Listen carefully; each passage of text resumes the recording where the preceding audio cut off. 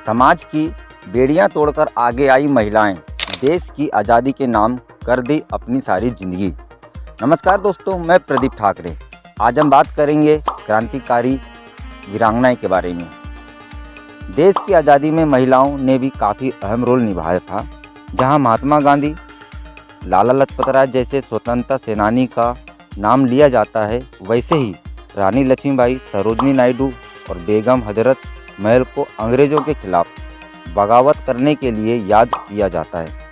समाज के रूढ़िवादी सोच के बीच इन महिलाओं ने इतिहास के पन्नों में अपना नाम लिखा लिया। ब्रिटिश हुकूमत के खिलाफ लड़ी गई लड़ाई में महिलाओं की बात की जाए तो सबसे पहले रानी लक्ष्मीबाई का नाम जहन में आता है। रानी लक्ष्मीबाई ने अपनी आखिरी सांस तक ब्रिटिश सेना का सामना किया। रानी लक्ष्मीबाई जी के पति राजा गंगाधर जी के निधन के बाद अंग्रेज़ों ने उनकी झांसी को अपने अधीन करना चाहा, लेकिन रानी लक्ष्मीबाई अपनी आखिरी सांस तक अंग्रेज़ों के खिलाफ लड़ती रही। उनकी इस बहादुरी का यह किस्सा आज भी बच्चे बच्चे को याद है। यूं ही नहीं कहा जाया, खूब लड़ी मर्दानी, वो तो झांसी वाली रानी थी। नमस्कार दोस्तों।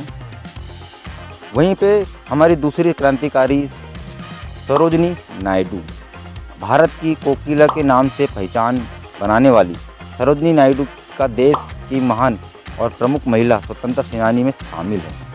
सविनय अवज्ञा आंदोलन और असहयोग आंदोलन में यह काफ़ी सक्रिय थी, जिसके कारण इन्हें जेल में भी काफ़ी रातें बितानी पड़ी। सरोजनी नायडू 1925 में कानपुर अधिवेशन में भारतीय राष्ट्रीय कांग्रेस की पहली भारतीय महिला अध्यक्ष रही थी। 1928 में वह गांधी जी की अहिंसा आंदोलन का संदेश लेकर अमेरिका पहुंची थी। इतनी ही नहीं, इनके देश की आज़ादी में इनका योगदान देखते हुए इन्हें भारतीय राज्य की पहली महिला राज्यपाल भी बनाया गया था। आज़ादी की लड़ाई के साथ ही सरोजनी नायडू ने महिलाओं के सशक्तिकरण के लिए भी काफ़ी काम किया था और समाज की कई रूढ़िवादी विचारधाराओं को बदलने का भी प्रयास इन्होंने किया। विदेश में तिरंगा फहराने वाली पहली महिला भीकाजी कामा। भीकाजी कामा देश की स्वतंत्रता आंदोलन में अग्रणी स्वतंत्रता सेनानी में से एक थी। इनको लोग मैडम कामा के नाम से भी जाना करते थे।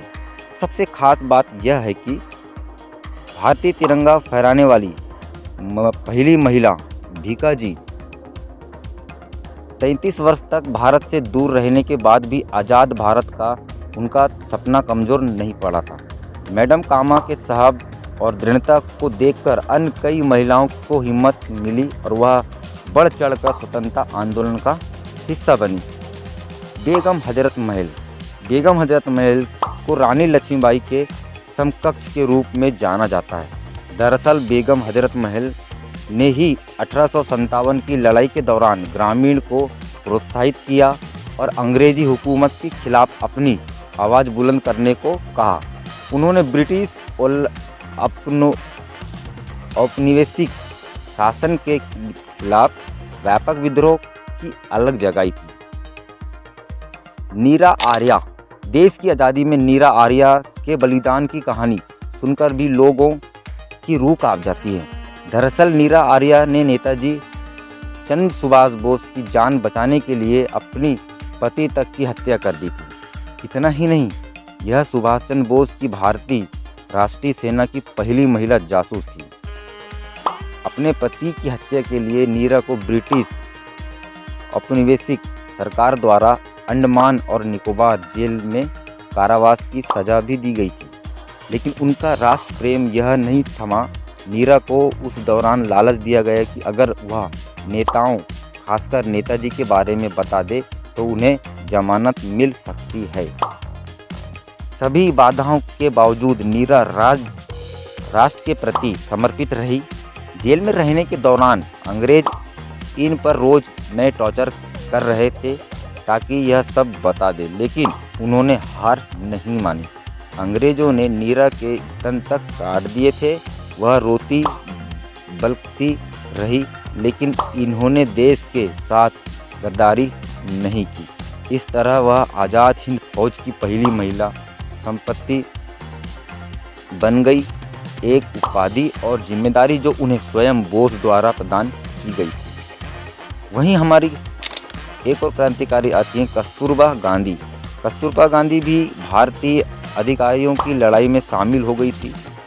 इसके लिए उन्हें कई बार जेल भी जाना पड़ा था। वह भारत की आज़ादी की लड़ाई में अंत तक लगी रही, अतः अपने पति महात्मा गांधी के हर प्रयास में उनके साथ रही। स्वतंत्रता सेनानी होने के साथ ही कस्तूरबा गांधी राजनीतिक कार्यकर्ताओं और नागरिक अधिकारियों के लिए आवाज़ उठाती थी।